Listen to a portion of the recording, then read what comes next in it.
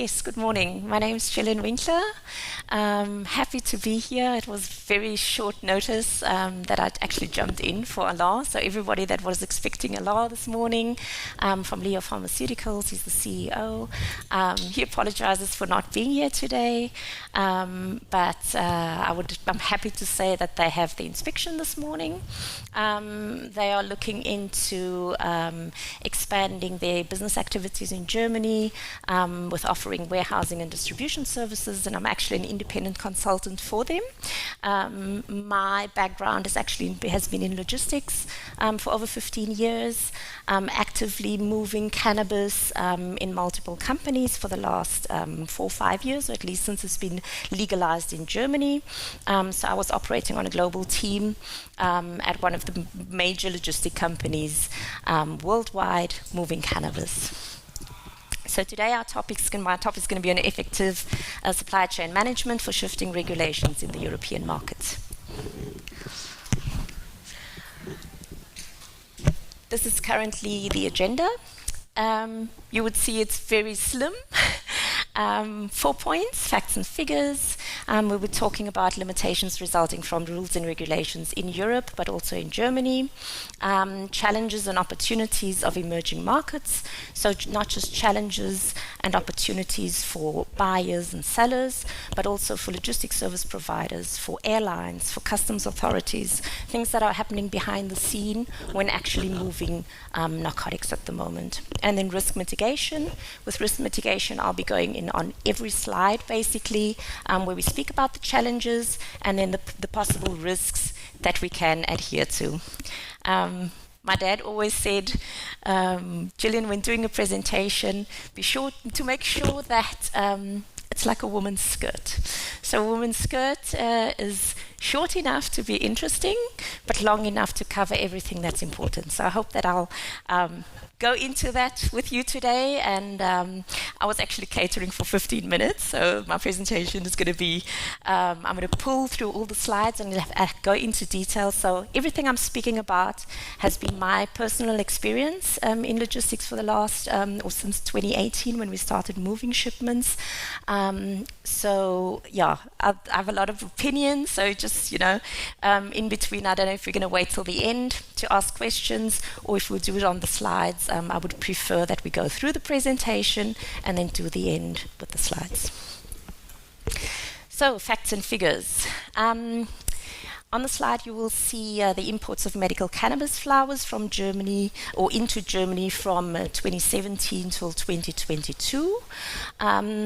This is data that comes from the BFARM website. I plucked this graph off of the LinkedIn profile of Alfredo Pascal. So everybody that follows him, I'm a great big fan of his. He's been doing journalism since 2017, 2018 for Germany, and has been speaking about the issues that we have. There is an undefined gap between the physical volumes of goods imported. So for 2022, for example, there was a total of 25 tons of cannabis that have been imported into Germany, but the volume sold in pharmacies were only 15 tons. So everybody's wondering, where's the cannabis? What's happening to that big gap of 10 tons? Where's the product at? What's actually happening to it? A few journalists, also Krautinvest, for example, they've spoken to BFARM. Julian from Algea said in his presentation earlier on as well, there's a big gap between data, knowledge, so transparency of which numbers are we looking at, what do these numbers say, and what's actually happening in between. So from BFARM, they got the information that it's due to re-export, storage, research and development, analytics and release to market, destruction and storage. I've grouped it into 3. Why have I done that? In my experience, there have not been many re-exports. So everybody moving products into Germany, importing it. It's maybe a 3-digit figure, so maximum 100, 200, 300 kilos per year that's being re-exported. Why? It's so expensive to import a product into Germany. there's not much extra manufacturing going on here, so they're not selling to other countries. There are products going into the UK. I've seen that. There are regular shipments going in there. I think for 2021 they had about a record of about 2 tons, so 2,000 kilos, moving out of Germany into the rest of Europe, right? So from 25 tons, or the 10 tons that's then missing, those 2 tons form just a small amount of it. Research and development, there are many companies in Germany, or just a handful actually, that's importing for research and development purposes. These are 2-digit figures, so what they would import maybe 10 kilos per annum, maximum about 15 kilos. So in comparison to the 10 tons, that also is also not much. Where I see the major parts on the discrepancy, actually this gap, is the analytics and release to market. So many suppliers don't know that when you import a product into Germany, it has to go through retesting, and the analytics are done before you can release it to market. So what happens, the product gets imported, you send it for testing, the lab results come back, and the products are out of scope. So if you bought a product with 18% THC, for example, and the analytics come back and it's out of scope, it's 20% or 16%, the product cannot be released to market. So if you see companies moving bigger shipments in, and I've seen this, 500 kilos, 600 kilos, comes in, goes to testing, and it comes back out of scope, they cannot release it to market. Other things that happen is really challenges in the logistics. So what can also happen is the product gets imported. So this figure of what is being imported can be taken for, that's it, okay? What happens after that? There's been a discrepancy with the airline. Documentation of the customers not in order. There's been contamination. There's been a damage to the shipment. People thinking, okay, it's been tampered with. So the QP of the company refuses to release the batch. This is also something that happens that most companies don't speak about. So there's a lot of fighting going on internally with motivation. You have your procurement guys saying, listen, I need to get the product to market. You have your QP saying, okay, there's been too many deviations. It's intransparent. We have no temperature control. I'm not releasing the product. And this is what happens actually daily in my experience. So the middle batch analytics and release to market, in my opinion, is the biggest factor that leads to products not being released to market.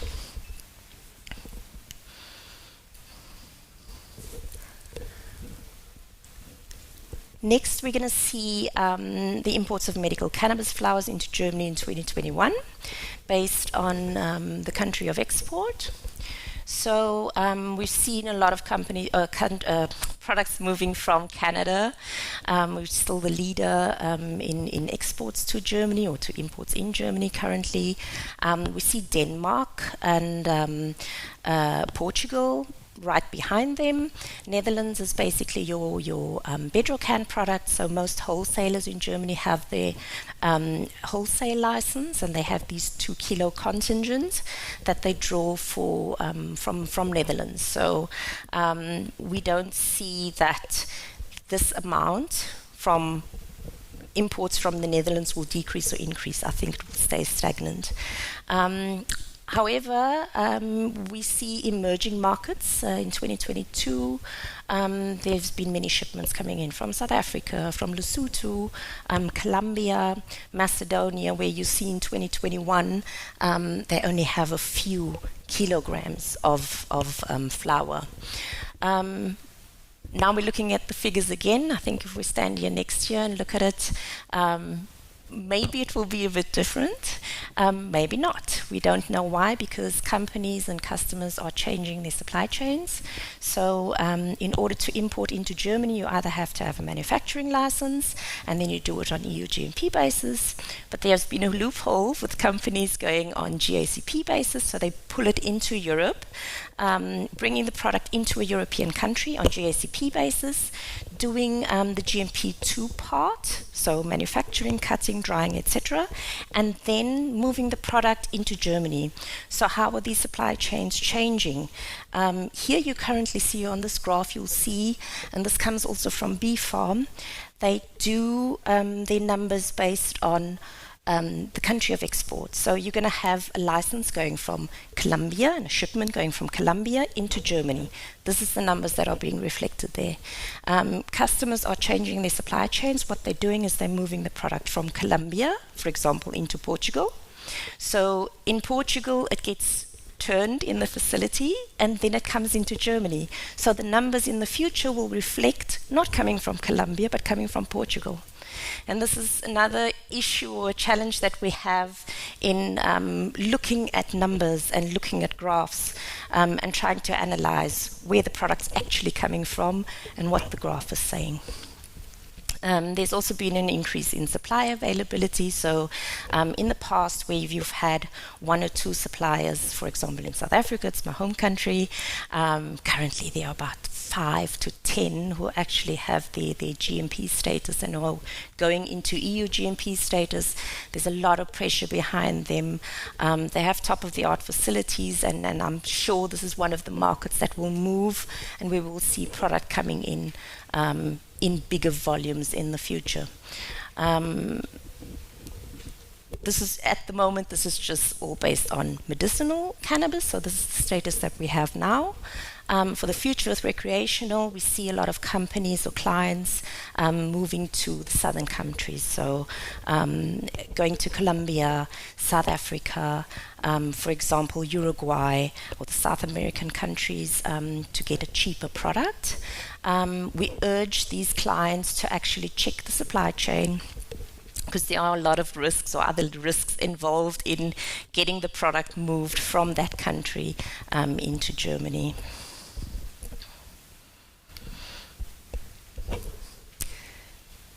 Now we'll get to the limitations due to rules and regulations. So we are in a regulatory aspect dealing with narcotics, where I personally feel that the adaptations have to be made in supply chain management. It's becoming essential because there is really an increase in shipment volumes. As I've said before, the emerging markets, South Africa, Colombia, Brazil, Uruguay, so all countries coming into the market, starting to move or starting to cultivate cannabis and then selling it to other countries. This is a big challenge, not just for the countries in itself, because they have to change their laws and regulations, but also in actually moving the product. So you have your airlines who have to know, okay, which airport are we moving it from? Do I have GDP handling or GMP handling capabilities? Who am I working with? Are my booking agents trained? So there's a lot of that goes into actually moving the product in the end.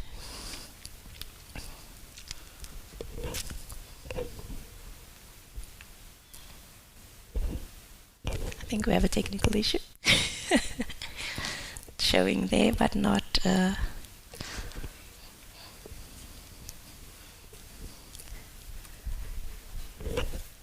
we go. Thank you. So let's look into regulation in Europe.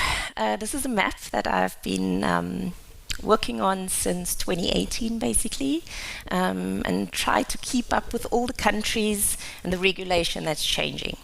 So if you look at the map, please look at it from a logistic point of view. So we'll see transportation, or look at it as transportation routes and possibilities, as a logistics service provider looks at the countries. So the green countries are all where medical cannabis and the transportation, moving of cannabis is legal through all of the countries. The red parts is illegal.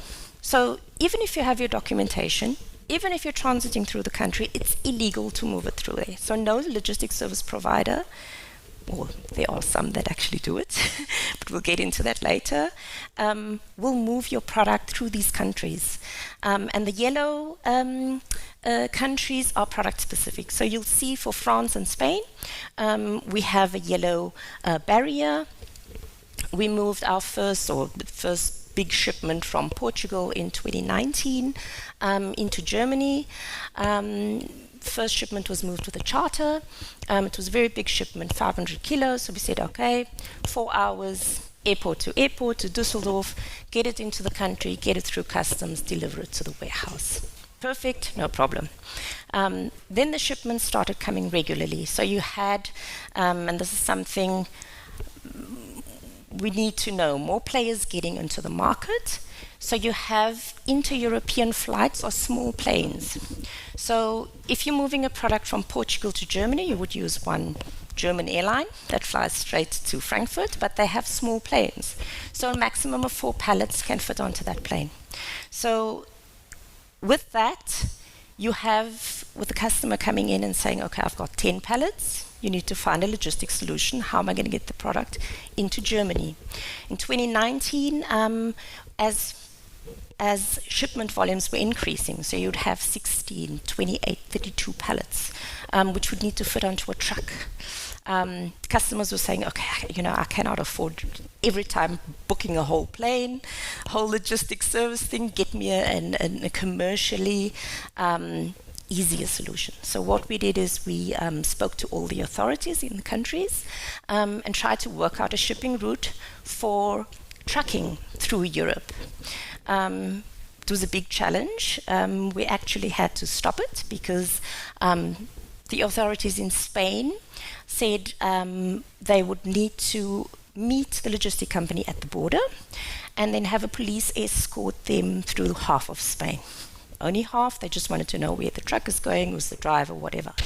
The French authorities wanted the truck to be escorted from the French border right out of France. So it was like a whole 1,000 kilometers stretch, which of course, like seriously, it's 2,000 kilometers.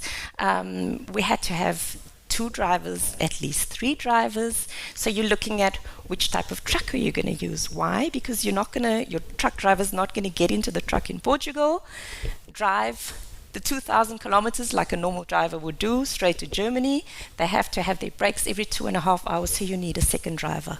To plan the whole trip, you would need a third driver. So we said, listen, this is not sensible. So shipments were then, we provided other logistics service solutions in that we said, okay, shipments are getting bigger, we need to look into other airlines. There's an airline that flies from Portugal to Dubai and then to Düsseldorf or Frankfurt. They take bigger shipments with them. So you have an airline going to its hub, basically. That brought us into another challenge. What was that? Moving the shipment from Portugal into Dubai and getting it back into Germany, customs authorities imposed basically a tax. They said, listen, this product has left the EU, it's coming back, so German customer, please pay your 19% import tax. Hard lesson learned. We had to go back to the basics, basically, speaking to customs authorities, knowing which documentation to apply for, so that these shipments are then not commercially that it backfires, basically, afterwards. Another emerging market was Macedonia. So North Macedonia, seen a lot of state-of-the-art facilities going up there. It's always been a challenge moving the product basically into Germany. If you'll see, let me just try this. No. If you'll see Macedonia based up to Czech Republic, basically in Poland, it's all red. So it's illegal to go through from Macedonia, basically into Germany. In this industry, there's a word called cannabis cowboys, yes? So in logistics, you also have your cowboys. They say, don't worry, we'll move the product, I'll get you a driver, and we'll move it straight through Germany.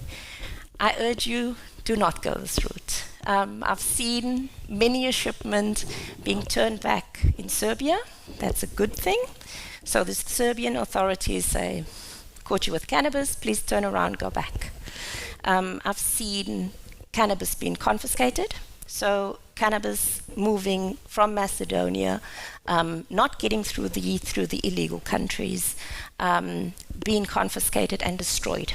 So risk, yeah, if you're going to say no risk, no fun, don't do it, because you're not going to have fun. What we did is Skopje, the airport in Macedonia, was closed during COVID time. So we also had to offer different services or different options. There was the option then to move it with a charter. So from North Macedonia into Germany with a truck, yes, there are companies doing it. Yes, it works sometimes, but they're lucky until now. If you're going to do it with a normal airline, 3.5, 4 hours, Skopje to Düsseldorf or Skopje to Frankfurt, your shipment is there. If it's 2 or 3 pallets, great stuff, good commercial solution, and everybody can sleep peacefully. Second option is definitely with a charter. So if you're looking at over 8 pallets, same solution with a charter, and depending on the amount of flowers that you're moving, it's commercially, it's effective, and like I say, your QP will be happy, procurement's going to be happy, and your CEO will also know that it's a very low risk option. I've seen some logistics companies offering services moving the product from Macedonia into Italy with a ship, like on a ferry, and then into Austria, and then with a truck from Austria into Germany. It can be done. Personally, I feel there's a lot of risk points, so it's a lot of touch points. There's a lot of security risk areas where people have access to the product that you cannot really see afterwards. So when sourcing your products and when looking into purchasing from a new supplier, so for German companies, you really need to consider the local country laws when transporting, so narcotics laws, medical laws, and product-specific rules that should apply. You have to always be your GMP compliant, so your transportation routes need to be validated, and the product quality and safety has to be ensured from the origin to the final destination. GDP, you need to be GDP compliant, and this is something where a lot of inexperienced companies, they tend to outsource the logistics, which is no problem. It's a good thing. I always say it's very crucial to work with companies that have experience, because if it's a logistics service provider, if it's an airline, the handling agents, they help to ensure compliance, but you're always going to be responsible for your product. Okay? This is an overview of the current state in Germany. As you'll see, the blue constitutes the, for every state in Germany, companies have to register their products basically for business activities. So in Bavaria, for example, you have the Ausnahme, the exception that the product is registered as an API, so you have different import regulations and import rules for it. In the rest of Germany, it's always a prescription drug, so Rezepturarzneimittel. I've highlighted Düsseldorf and Frankfurt.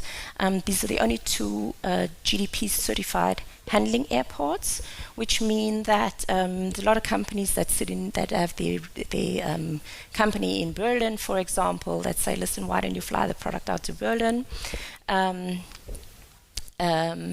That is not, because it's not GDP certified. So challenges and opportunities of emerging markets in the light of legalization. As I said before, we've touched a lot on shipments that were done. So there's a lot of concerns among logistics service partners, airlines, and authorities due to the increase of shipping volumes that are being expected, the nature of the goods, and the qualities of the goods. So these are pictures of shipments that we actually did. 3 years ago, thermal blankets were fine. Thermal blankets are not being accepted from airlines anymore. So for Canada and Australia, they're looking into placing contingency plans in place, which has not gotten out to much customers or suppliers yet, where at the time of booking, they check what the packaging is and they reject the booking, so you will not be able to ship. We have the last picture is a shipment we did in 2020.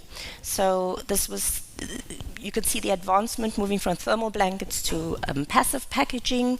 It was 14 pallets. We got to Düsseldorf airport. We were trying to test our own packaging, and we were surprised that customs authorities were there, and they were doing their own tests. So what they did is they came in with like 4 or 5 officials, and they did their staff training as well. So in the light of legalization, where is it going? Shipment volumes are increasing. German dogs, sniffing dogs, are trained to find one point when searching for drugs. It's a big concern among customs authorities, among airlines, warehouse handling agents. What's going to happen if shipments come in at 3 tons, 4 tons from South Africa, from Colombia, etc.? This dog runs around in this cloud and cannot find the point. So this is tests that they're doing already since 2020. So yeah. For me, getting to the end of my presentation, my urge to you, or my hope to you all would be so that we can all ensure a consistent and high standard of patient supply. We need to reduce the risk of to the product, to our records, to our reputation, by controlling the following risks and mitigating those risks. So yes, please streamline your supply chain and operations. Everybody else is doing it. Even if you're not aware of it, buyers, sellers, that's a no. It's a simple. It is as it is. But airlines, logistics service providers, customs authorities, everybody's working in the background to actually step up for legalization. Thank you.